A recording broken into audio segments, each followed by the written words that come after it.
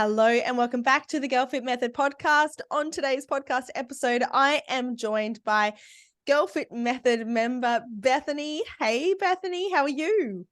Hi, good. So glad to be here. Thanks for having me. Oh, it's my absolute pleasure. I always love being able to jump onto Zoom with our clients to be able to connect with them this way. It's so strange. I guess like you can feel like you build up this relationship with someone. You feel like you know each other. We actually haven't ever met in person, but that's the beauty of technology. Essentially, we're able to connect from wherever we are in the world, which is unreal. Yeah, I think it's pretty amazing that somehow in the midst of all of space and time, I found you on Instagram, and now I have a coach in Australia and we're meeting for the first time by Zoom, and It's it's unreal. all crazy. It is absolutely unreal. And so we're going to talk about your story today and your journey. It's a really powerful one, and I know it's going to resonate with a lot of people and help a lot of people as well. But I want our listeners to get to know you a little bit first. So give us a summary of who you are, and I guess like a little bit about, I guess, your family, what you do. Hit us. Sure. I guess it's funny when people ask you who you are. It's so quick to jump to what we do for a living, right? So like what I do for a living is I'm a lawyer, and have spent the past 5 years litigating, kind of a heavy desk job. And so that's been what I've been doing professionally. And I guess, I've in the past year really come to um, connecting with my body a lot more, wanting to connect with my body a lot more, because, being a lawyer, a lot of it's very sedentary. And I found my body changing quite a lot in a way that didn't make me feel deeply connected to it. So I was looking for something, an outlet to kind of really help me, and end up finding the Girl Fit method. It's been really changing, like kind of life altering for me, actually, if I want to be totally honest. So very excited to be here. And then I'm also, what else is going on in my life? I'm getting married in a month. So this program has been also what I've kind of done in terms of like prep for that, with, just being in touch with my body for that. And yeah, so that's kind of what I've been doing professionally, and that's what's going on in my personal life. My family, oh, I don't know where to even start with that. I mean, they are teachers, artists, and they live, up north, but I get to see them when I can. Yeah, I love that.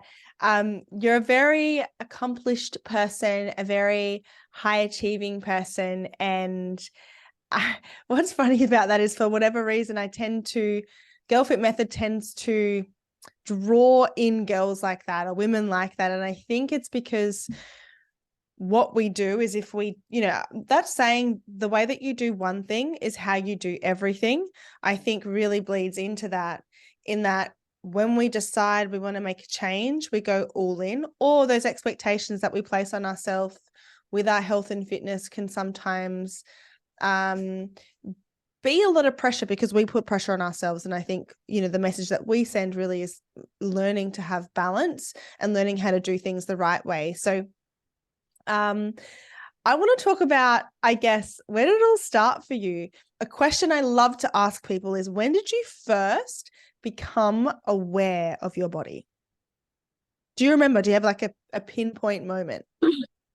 Okay, so this is kind of funny. You asked me my name earlier. It's Bethany, but in middle school, someone pulled me to the side and they said, "The boys have given you a nickname." And I was like, "What?" Oh my gosh, I've never actually told this story to anyone before, so this is kind of nerve-wracking. They're like, "Your nickname is Triple B." And I was like, "What does that mean?" And they're like, "It stands for Bethany Boobs and Butt." And I was like, oh my goodness, that was horrifying. I mean, maybe as an adult, you'd be like, oh, hey girl, hey. Thanks. Yeah. Like, as a 12-year-old, I was like, this is terrifying. And then I realized that my body was kind of like the subject of attention. And I know you've talked a lot in your podcast about how women's bodies are the subject of attention quite a lot throughout our lives. And I feel like for me around middle school that started. And, you know, over the years, there have been things that people have said that have like stuck really firmly in my mind and kind of colored the way that I thought about my body and my relationship with my body for a long time. Like at some point, some guy in high school said, you know, you'd be smoking hot if you lost 20 pounds. And like, I was probably the same weight I am now. And I don't know if people have like seen my pictures online or whatever, but I'm not like an extremely, like I have somewhat of a smaller build, and I've, you know, kind of watched my figure or whatnot, but like to have somebody tell you that you'd be way hotter if you lost 20 pounds is like, that'll stick in your psyche, you know? So it's been a while to come away from that and to find a really healthy, a much healthier relationship to me and my body. And I've gone through a number of the sagas that I feel like I've heard a lot of the women on your podcast talk about. I've gone through cycles where I've, you know, been deep in cardio land, and that's all I do. And I run, you know, 5-10 miles a day, and drop my calories really low. I've done that. I've come out of that too, because that got so scary that I was just like, I don't want to do anything in terms of like fitness or counting calories, because when I do, I'm afraid I'm going to like get sucked into this spiral. So I'm just I want to pause on that point, because I think that's a really important point, and something that I find a lot of girls struggle with is that when they've come from that history of going into any kind of diet or any kind of exercise regime and they've taken it to the extreme, when they pull back, they don't quite know how to get back into it in a way that isn't going to be triggering, that isn't going to mean they end up with those same habits that they had adopted prior. And it's very interesting because, as you would know as well, you need to be incredibly careful, because you absolutely can fall back into old habits quite easily. And I think, actually, I'd really love to know from your perspective, when you're saying you were doing a lot of cardio, you were eating low calories, did you have guidance there, or were you just taking action based on what you thought was best for you to get results? completely the latter. And there's so much more education out there now. I mean, like, I was just doing what I thought I needed to do, which was like consume as few calories as possible and work out as much as possible. And I didn't necessarily have a plan. And I ran a lot because I don't know, I just thought that was the way you were supposed to burn calories. And yeah, once I felt like I kind of had that sort of spiral into a place where I wasn't in control of it really, and I started getting all of this praise externally from people being like, you look amazing, you look like a whole new person. I was like, oh, all of this entire space is toxic. I don't want to participate in the whole fitness space because it means I'm going to be in an unhealthy spot, and I don't want to be in an unhealthy spot. So like, I just left it all behind for a long time. And I don't really have the build where I ever got like really, you know, I never put on like 100 pounds or whatever, but I definitely for many years was like, quote unquote, skinny fat, because I thought I was either running or not doing any exercise at all. And I absolutely refused to count calories because I thought it was going to turn into this, you know, very psychotic space. And it doesn't have to be like that. Thank goodness. You know what I mean? It really doesn't have to be like that. But it took a long time to get to a place where I was even willing to admit to myself that I wanted a fit body, because I thought wanting a fit body meant that I was going to want to be in a space that was unhealthy, because I was going to have to do unhealthy things. And then I thought it was like vain and selfish and self-centered. And why would anyone spend that much time in the gym? And, you know, Yeah.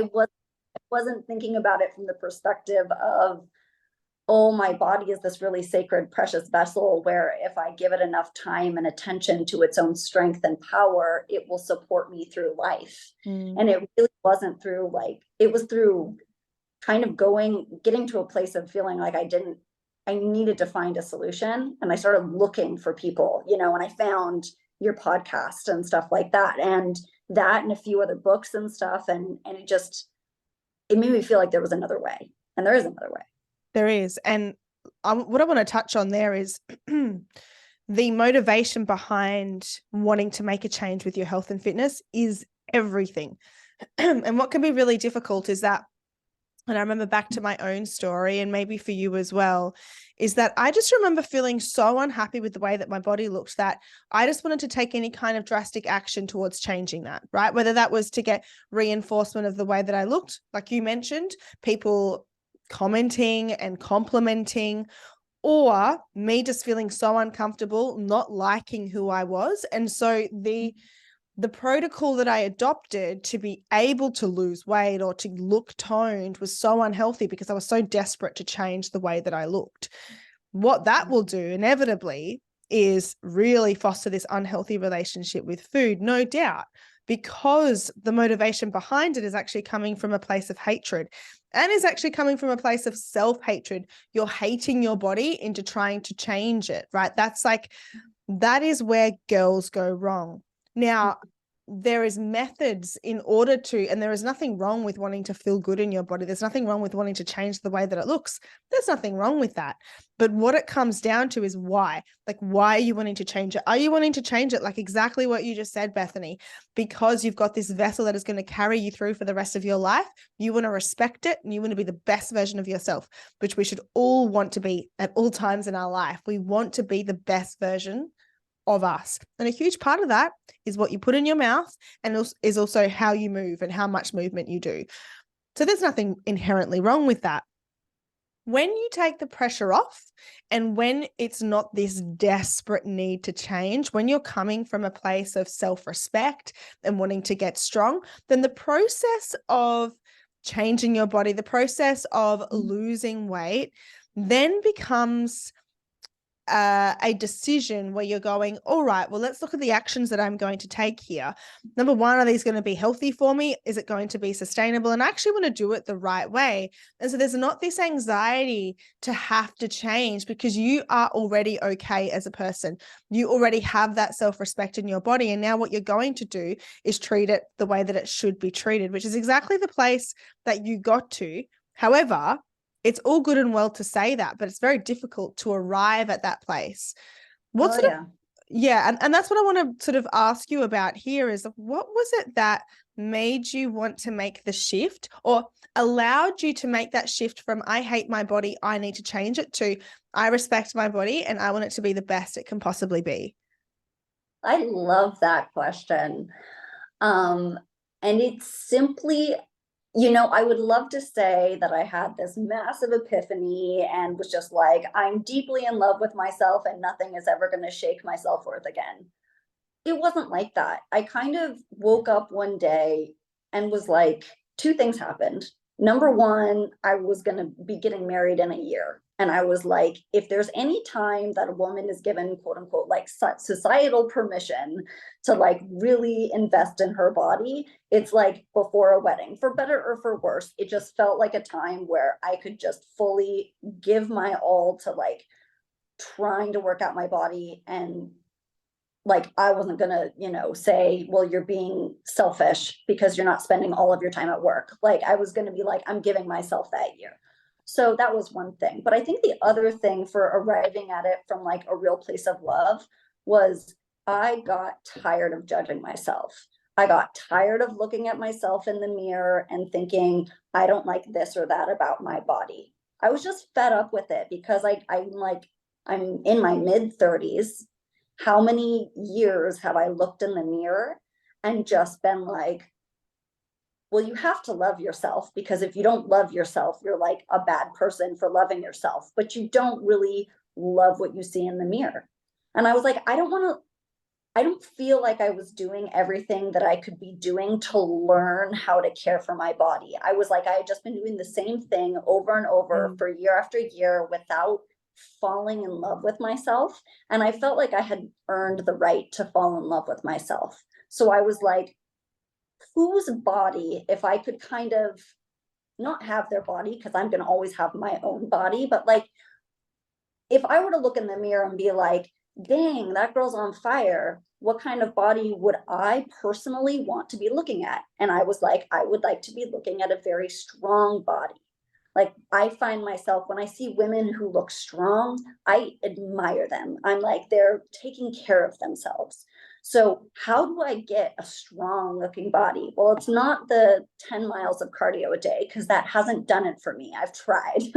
So like, who's doing this and who's doing it well? And so I went and I started looking, frankly, on social media for like women who I could, who like, who I thought were doing what looked like a good job. And there were commonalities, and these women were lifting weights and they were fueling their body with like high levels of protein and quality nutrition. And I was like, oh, maybe I should just try their formula for a while, see if it works. Who knows? But like, I want to fall in love with myself. I want to try and give myself the time and the energy that I think it takes.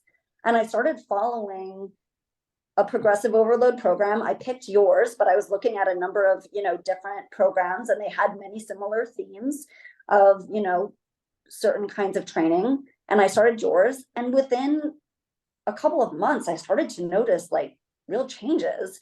And it wasn't like I went from 0 to 2 months later feeling like I had the perfect body. No. And it's been a year and I still don't feel like I'm quote unquote fully where I want to be. But another thing that you and others that I have followed have said over is trust the process. And like, it takes time, and don't compare your chapter 1 to someone else's chapter 10. So I've just been like following the process. And it's so amazing, because I started it thinking that I wanted a particular outcome, but it really is falling in love with doing the work itself. Because how do you get the chapter 10 body? By going through chapters 1 through 9. And so like, you have to fall in love with the fact that you're giving yourself that time every day, or not every day, like every however many days you work out or whatever. And it's been just really nourishing to give myself that. So yeah, I was able to do it from a place of love after I got tired of doing it from a place of not love, I guess. I love that. I love that. And you're so right. I mean, we hear all the time, enjoy the journey, and you kind of roll your eyes at it like, yeah, whatever. But there's actually no end destination. I don't feel there really isn't with health and fitness, because your body, you can have a goal to look a certain way now, but in 6 months' time, that goal might change. And in 6 months' time, you might have a completely different life, which is going to mean you're going to need to adjust things, which then means you need to adjust your expectations of the way that you look. This is like a day in, day out. This is a decision that someone, or yourself or myself, we make on a daily basis, that today we're going to take care of ourselves the way that we can best, considering the kind of life that we lead.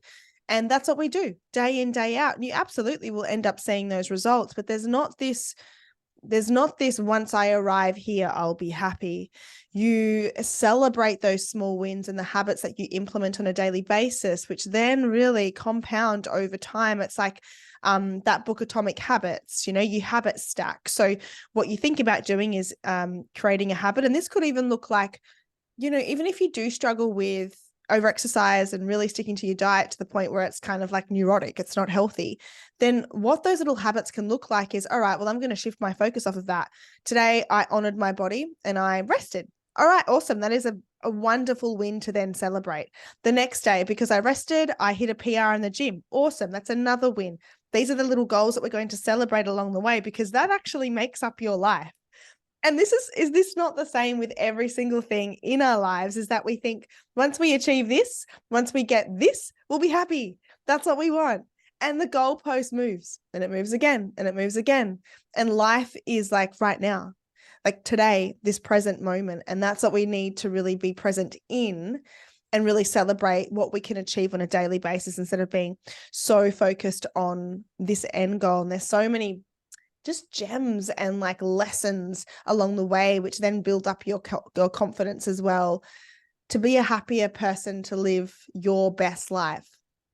Oh, I agree with that. That makes so much sense. Like, and the idea that we're really living in the present and celebrating what our bodies can do today, and the wins stack up over time, and you got to be there like in the journey for those wins. It's so true. Like, day one when I started, I don't even know if I could do a push-up. Now I can like break out 15, and I like was able to like, I can do a pull-up now. I've never been Amazing. able to pull up in my life, but it didn't go from, it's like you take the picture, you see the pictures online, the progress pictures, and they're snapshots in time. But if you don't really stick through all of those days and the ups and downs, and the day where you can't do what you were able to do the day before because your muscles are just too tired and you're not able to do it, so you feel like it's regression, but it's not. You just gotta like keep riding those waves and trust it. It it really is about enjoying the process and then being able to look back and go, wow, I've come so far. And Mm. I didn't, it took showing up more often than not for that to happen. But also your program's so good at mindset. Like, that's one thing that I love about the Girl Fit method. One thing that it really like helped me work on was the non-judgmental mindset. Because you're so right that life is happening around us all the time. You have things pulling you in a certain direction. Something happens in your personal life, something happens in your work life. You have to travel, you get sick, things happen, and you can end up, if you're like me before, it might throw a wrench in my workout plan. And then it's like I throw up my hands and I go, oh, everything's derailed. Instead of, oh, well, I guess this now becomes my unexpected rest day. Mm. Or, oh, Yeah. I'm just gonna roll with it, and then, get back on the train tomorrow. And it all works out if you just sort of trust that it's all unfolding. Exactly. Exactly. It is, it doesn't require extremes, and mindset. I just remember thinking back to when I was in my 20s, and there would be no way that I would focus on mindset when it came to my health and fitness or wanting to change my body, because that wasn't going to change my body, right? Working on Mm-hmm. my mindset wasn't actually going to make me lose weight. It is, but that's how I was thinking back then. No, no, no. I want to take action. No, no, no. I want to eat less. I want to exercise more. That's what's going to change things. But exactly what you said, if you work on your mindset, you get rid of this all or nothing mentality, then you realize, oh, okay, everything balances out if I have the right mindset. It's when we get into this desperation, when we go, you know what, we need to go full bore, we can't sustain that, then we end up falling off the bandwagon, then we feel terrible about ourselves and we feel guilty. And then it's like, oh, back at it again. And it is this vicious cycle that never ends, because girls don't want to slow down and they don't want to fix their mindset. I talk all the time about the mindset is like you're building a house, and it's the foundation of the house. And if that is not strong, the house will crumble. And all that's happening, and you've done it in the past, I've done it in the past as well, is that we've focused so much on the walls, we've focused on the interior, we're focused on the roof, right? Hoping that's all okay. Then when a storm comes in, then when we for whatever reason can't stick to our program, or we overeat, or we don't get to a workout we wanted to, then that crumbles. And then what? We're back at square one once again. You build that solid foundation, the rest is easy, and it'll stay there, and it'll be sustainable for you in the long term. Bethany, you are just like amazing. You're such a strong individual, and you did, and we talk about this now and it seems really easy, but it's not easy.